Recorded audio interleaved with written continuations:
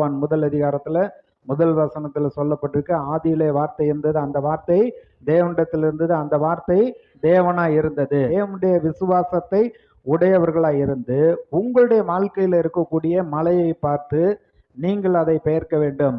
23வது வசனம், எவனாகிலும் இந்த மலையை பார்த்து நீ பெயர்ந்து சமுத்திரத்திலே தள்ளுண்டு போ என்று சொல்லி தான் சொன்னபடியே நடக்கும் என்று தன் இருதயத்தில் சந்தேகப்படாமல் விசுவாசித்தால் அவன் சொன்னபடியே ஆகும் என்று மெய்யாகவே உங்களுக்கு சொல்லுகிறேன். இங்க சொன்னபடியே அது பெயர்ந்து போகும் அப்படிங்கிறாரு.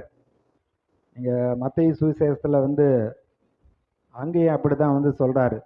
நீங்க கடுகளவு விசுவாசம் உள்ளவர்களாக இருந்து இந்த மலையை பார்த்து பெயர்ந்து அப்புறமே போகும்னு சொன்னா நீங்க சொன்னபடியே ஆகும், உங்களால் கூடாதது ஒன்றுமில்லை. தேவனால் எல்லாம் கூடும், எல்லாரும் நம்புறாங்க.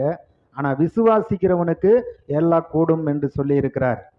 அப்படி விசுவாசிக்கிறவங்களுக்கு எல்லாம் கூடும்னு சொல்றப்ப நம்முடைய வாழ்க்கையில கர்த்தர் சொல்றாரு, உங்க வாழ்க்கையில இருக்க மலை போன்ற பிரச்சனைகளை நீங்க மேற்கொள்ள முடியும்.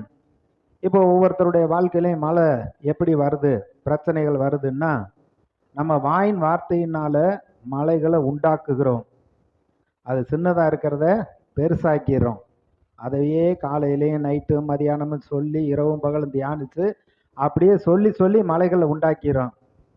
ஆனா அந்த பிரச்சனையை பார்த்து இயேசுவின் நாமத்தினால அது இல்லாமல் போக கடவுது, இல்பொருள் ஆக கடவுது, அது ஒன்றுமில்லாமல் போகட்டும்னு நீங்க சொன்னீங்கன்னா அது ஒன்றுமில்லாமல் போகும். இப்ப சொல்லி சொல்லி எப்படி மலையை பெருசா உண்டாக்குறோம் அப்படின்னா, நீங்க 1 சாமுவேல் 17வது அதிகாரத்துல அங்கே சவுளுடைய இராணுவமும் பெலிஸ்தரோடு அங்கே யுத்தத்தில் இருக்கிறார்கள்.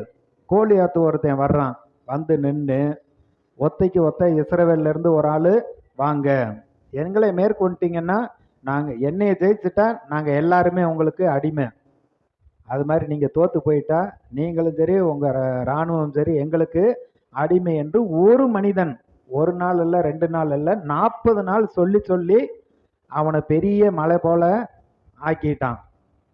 இதை கேட்டு கேட்டு இவங்க அவன் சத்தத்தை கேட்டு அவனை பார்த்த உடனே இஸ்ரவேல் ராஜாவும் சரி சவுலும் சரி அவனுடைய இராணுவம் சரி ஓடி ஒளிந்து கொள்ளுகிறார்கள். ஆனா தாவீது அப்படி கிடையாது. அண்ணனை பார்க்க வந்தவர் அவனை பார்த்த உடனே இவருக்குள்ள ஒரு வைராக்கியம் தான் வருகிறது. விருத்த சேதனம் இல்லாத பெலிஸ்தன் எம்மாத்திரம்,